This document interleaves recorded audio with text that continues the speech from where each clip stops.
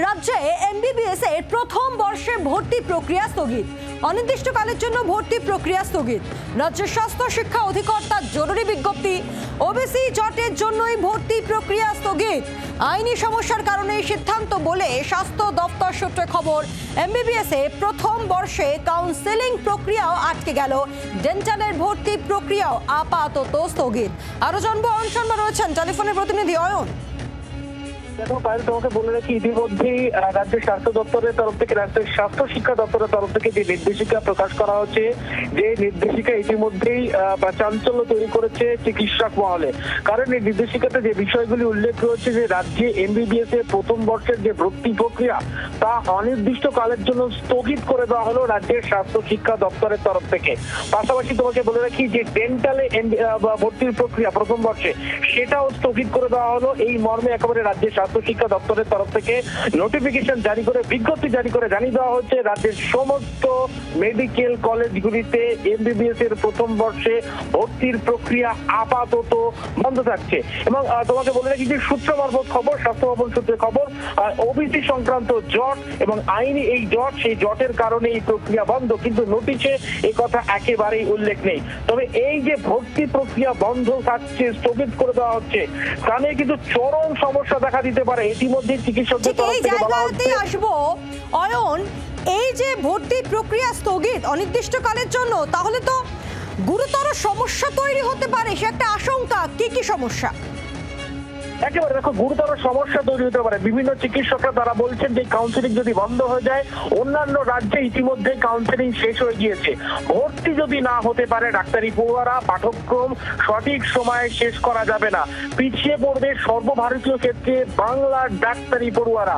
1 নম্বর এবং 2 নম্বর পয়েন্টে বলা হচ্ছে যে কম সময়ে তাড়াহুড়ো করে পাঠ্যক্রম শেষ করতে গিয়ে শিক্ষার মান, রাজ্যের স্বাস্থ্য শিক্ষার মান রীতিমতো নিচে নেমে যাবে, যেটা সর্বভারতীয় ক্ষেত্রে ভয়ঙ্কর দিক। এবং কোনো একটা সময় দেখা যেতে পারে প্রত্যেক বছরের ডাক্তারি পড়ুয়ারা একেবারে শেষের স্তরে ইন্টার্নশিপ করে থাকেন। সেই ইন্টার্নশিপ করা যারা করেন, কোনো একটা সময় দেখা যেতে পারে যদি এই পাঠ্যক্রম শেষ করতে দেরি হয়ে যায়, তাহলে আগের বর্ষে যারা তারা ইন্টার্নশিপ করে চলে যাবেন, কিন্তু পরের বর্ষে মেডিকেল কলেজগুলো ইন্টার্ন ডাক্তার পাবেই না, এমন একটা পরিস্থিতি তৈরি হতে পারে। পাশাপাশি বলা হচ্ছে যে অন্য রাজ্যে যে বেসরকারি মেডিকেল কলেজগুলো রয়েছে, সেখানে ভিড় বাড়বে বাংলার ডাক্তারি পড়ুয়াদের, এমনভাবে অশনি সংকেত, অশনি বাণী দিচ্ছেন চিকিৎসকরা। ধন্যবাদ অয়ন। আর এই পুরো বিষয় নিয়ে বিজেপি কাউন্সিলর সজল ঘোষের বক্তব্য শুনুন। আজ আবার রাজ্য সরকার যে নোটিশ জারি করেছে, সেখানে দেখা যাচ্ছে যে এমবিবিএস এবং বিডিএস কোর্সের ক্ষেত্রে ভর্তি প্রক্রিয়া স্থগিত করে দেওয়া হলো। অর্থাৎ যেসব কোয়ালিফাইড ক্যান্ডিডেট তারা কিন্তু আর এই কোর্সে কিন্তু ভর্তি হতে পারবে না, অনির্দিষ্টকালের জন্য সেটা স্থগিত করা হয়েছে।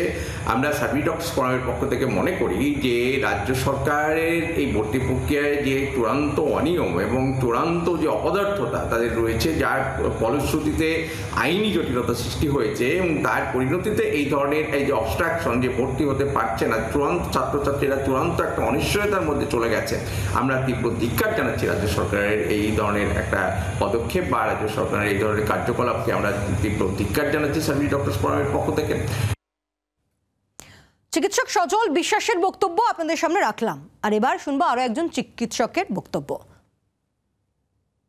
ওবিসি সংক্রান্ত রায় আমরা সবাই জানি যে 17% অনগ্রসর এবং অতি অনগ্রসর, যেটা আমাদের 7%, 10% করে বিভাজন করা হয়েছে, সেই ক্লাসিফিকেশনটা এখনো অবধি রাজ্য সরকার করে উঠতে পারেননি।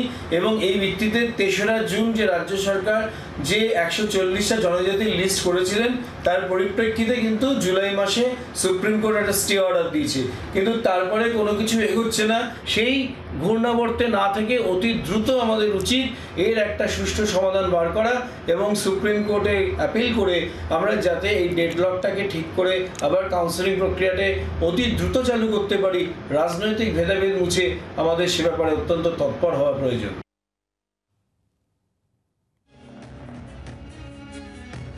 জরুরি নোটিশের নামে কোনো কারণ না দেখিয়ে পদক্ষেপ। রাজ্যের মেডিকেল শিক্ষার্থীদের ভবিষ্যৎ অন্ধকারে। হঠাৎ করে অনির্দিষ্টকালের জন্য কাউন্সেলিং কেন বন্ধ? সংরক্ষণের আড়ালে একটি নির্দিষ্ট গোষ্ঠীকে তুষ্ট করার চেষ্টা। সংকীর্ণ রাজনৈতিক স্বার্থ তুষ্ট করার জন্য আরেকটি প্রচেষ্টা। এক্স মাধ্যমে পোস্ট কেন্দ্রীয় শিক্ষা প্রতিমন্ত্রী সুকান্ত মজুমদারের।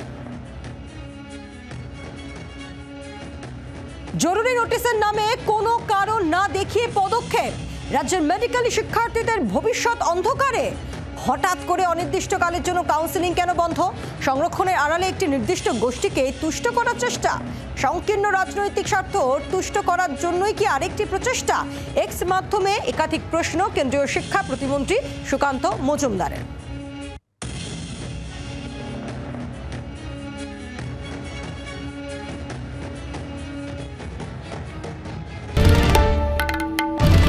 বাংলার আওয়াজ, বাঙালির আবেগ, জি 24 ঘন্টা।